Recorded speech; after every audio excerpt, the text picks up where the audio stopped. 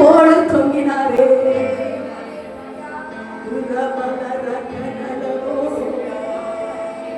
நீங்க நினைக்கலாம் நான் களவு செஞ்சதே இல்லை, நான் கல்ல இல்லை அப்படின்னு நீங்க நினைக்கலாம்.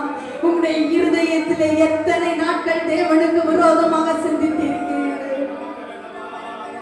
கள்ளத்தனமான எண்ணங்கள் எத்தனை நாட்கள் உங்களுடைய இருதயத்திலே ஓடிக்கொண்டிருக்கிறது.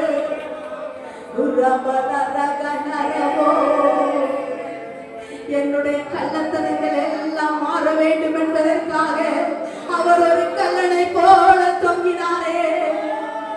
நாம் செய்த பாவங்களுக்காக அவருடைய கரங்களிலே ஆணிகள் கடாவப்பட்டது. ஒரு ஊசி போட்டாலே வழி தாங்க மாட்டேங்கிறோம். ஆனா நமக்காக அவர் அவ்வளவு பெரிய ஆணியை அவருடைய இரு கரங்களிலேயும் வாங்கினார்.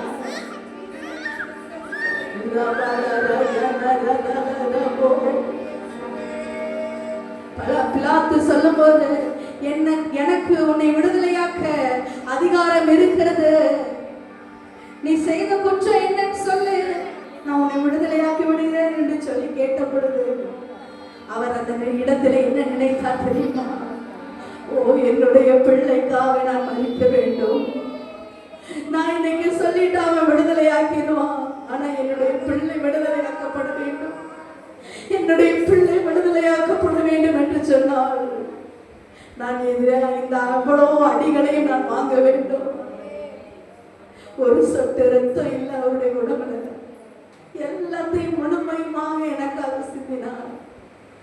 அப்படியே சிலுவை பாடுகளை நினைத்து பாருங்க.